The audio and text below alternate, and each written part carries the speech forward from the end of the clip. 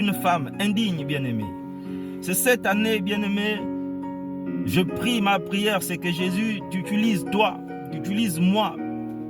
Bien-aimé, quel que soit notre état, quelle que soit notre situation, si nous croyons comme cette femme, si nous croyons à ce qui était annoncé, bien-aimé, si nous croyons que Jésus est sauveur, qu'il est Seigneur, bien-aimé, nous pouvons gagner, faire en sorte que les membres de nos familles viennent à Jésus. Nous pouvons faire en sorte que nos collègues du travail viennent à Jésus.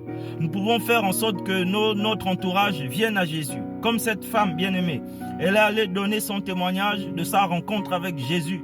Bien-aimé, en cette année 2025, nous devons vivre cette rencontre.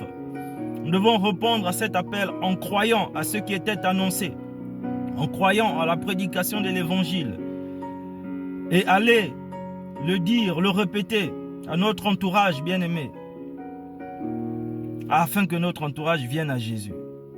Comme ces gens qui sont sortis de la ville, ils sont sortis de la ville pour venir vers lui. Verset 31. Pendant ce temps, les disciples se pressaient en disant, Maître, Maître, mange. Mais il leur dit, j'ai à manger une nourriture que vous ne connaissez pas. Les disciples se disaient donc les uns aux autres, quelqu'un lui aurait-il apporté à manger? Jésus leur dit, ma nourriture est de faire la volonté de celui qui m'a envoyé et d'accomplir son œuvre. Ne dites-vous pas qu'il y a encore 4 mois jusqu'à la moisson? Eh bien, je vous le dis, levez les yeux et regardez les champs.